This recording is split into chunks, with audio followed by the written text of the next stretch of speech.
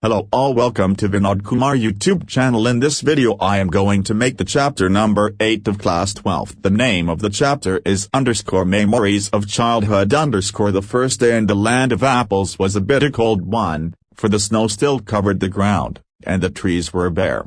A large bell rang for breakfast, its loud metallic voice crashing through the belfry overhead and into our sensitive ears. The annoying clatter of shoes on bare floors gave us no peace.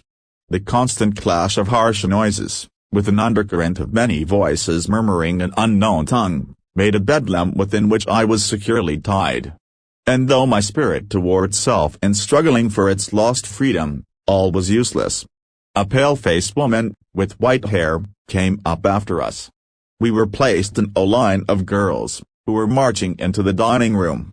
These were Indian girls, in stiff shoes and closely clinging dresses. The small girls wore sleeved aprons and shingled hair. As I walked noiselessly in my soft moccasins, I felt like sinking to the floor, for my blanket had been stripped from my shoulders.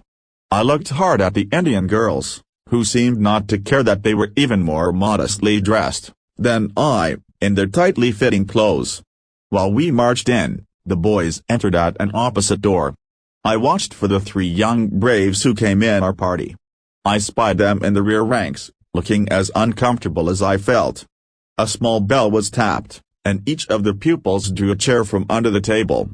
Supposing this act meant they were to be seated, I pulled out mine and at once slipped into it from one side. But when I turned my head, I saw that I was the only one seated, and all the rest at our table remained standing. Just as I began to rise, looking shyly around to see how chairs were to be used, a second bell was sounded. All were seated at last, and I had to crawl back into my chair again. I heard a man's voice at one end of the hall, and I looked around to see him. But all the others hung their heads over their plates. As I glanced at the long chain of tables, I caught the eyes of a pale-faced woman upon me. Immediately I dropped my eyes, wondering why I was so keenly watched by the strange woman. The man ceased his mutterings, and then a third bell was tapped. Everyone picked up his knife and fork and began eating. I began crying instead, for by this time I was afraid to venture anything more. But this eating by formula was not the hardest trial in that first day. Late in the morning, my friend Judwin gave me a terrible warning. Judwin knew few words of English, and she had overheard the pale-faced woman talk about cutting our long, heavy hair. Our mothers had taught us that only unskilled warriors who were captured had their hair shingled by the enemy. Among our people, short hair was worn by mourners, and shingled hair by cowards. We discussed our fate some moments, and when Judwin said, "We have to submit, because they are strong," I rebelled. "No, I will not submit. I will struggle first," I answered.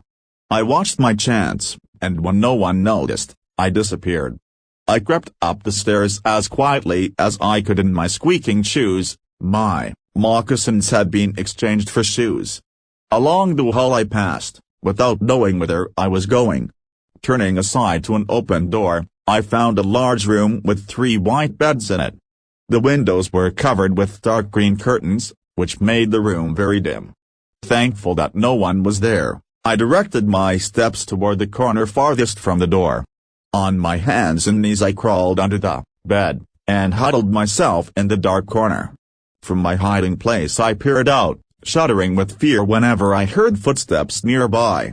Though in the hall loud voices were calling my name, and I knew that even Judwin was searching for me, I did not open my mouth to answer. Then the steps were quickened and the voices became excited. The sounds came nearer and nearer. Women and girls entered the room. I held my breath and watched them open closet doors and peep behind large trunks. Someone threw up the curtains, and the room was filled with sudden light. What caused them to stoop and look under the bed I do not know. I remember being dragged out, though I resisted by kicking and scratching wildly. In spite of myself, I was carried downstairs and tied fast in a chair. I cried aloud, shaking my head all the while until I felt the cold blades of the scissors against my neck, and heard them gnaw off one of my thick braids. Then I lost my spirit. Since the day I was taken from my mother I had suffered extreme indignities. People had stared at me. I had been tossed about in the air like a wooden puppet. And now my long hair was shingled like a coward's. In my anguish I moaned for my mother, but no one came to comfort me. Not a soul reasoned quietly with me, as my own mother used to do, for now I was only one of many little animals driven by a herder. When I was studying in the 3rd class, I hadn't yet heard people speak openly of untouchability.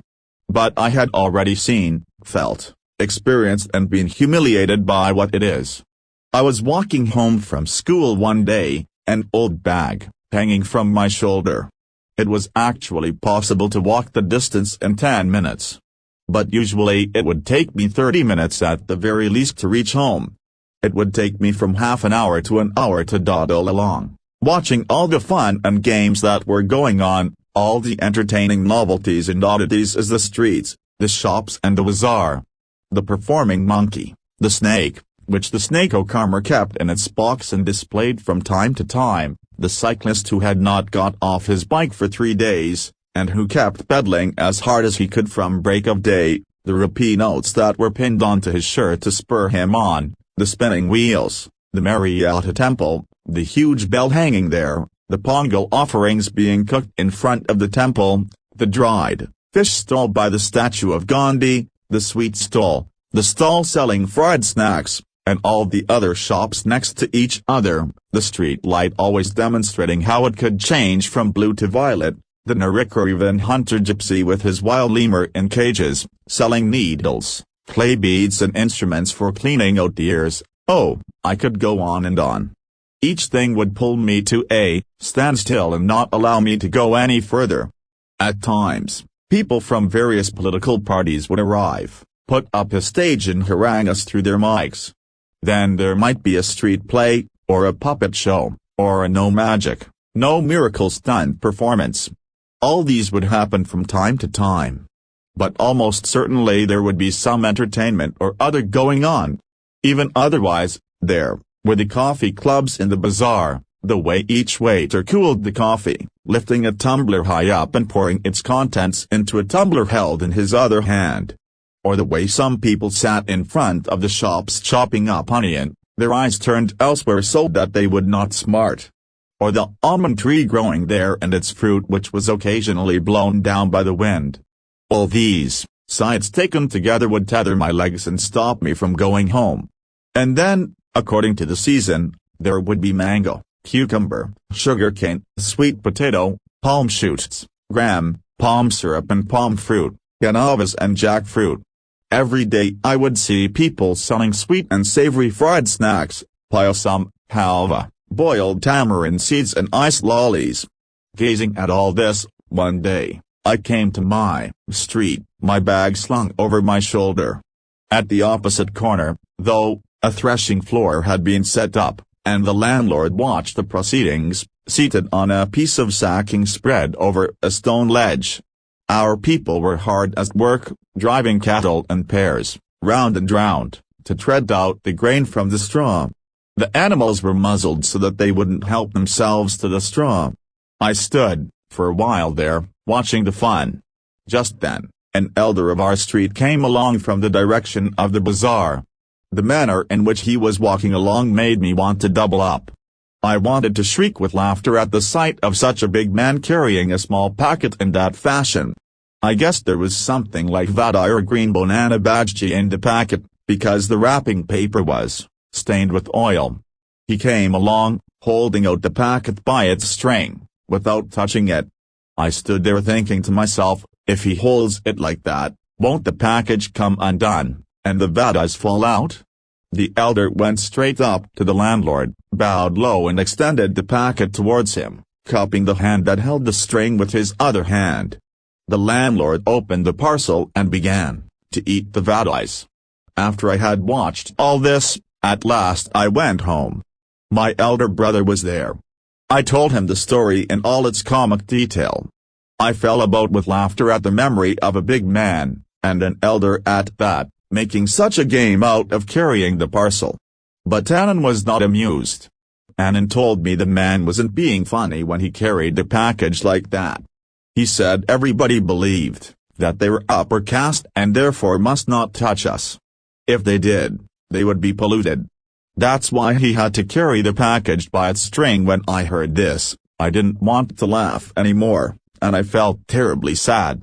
How could they believe that it was disgusting if one of us held that package in his hands, even though the vada had been wrapped first in a banana leaf, and then parceled in paper? I felt so provoked and angry that I wanted to touch those wretched vadais myself straight away. Why should we have to fetch and carry for these people, I wondered.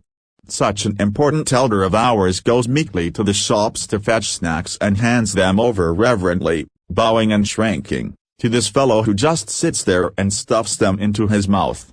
The thought of it infuriated me. How was it that these fellows thought so much of themselves? Because they had scrapped 4 coins together, did that mean they must lose all human feelings? But we too are human beings. Our people should never run these petty errands for these fellows. We should work in their fields, take home our wages, and leave it at that.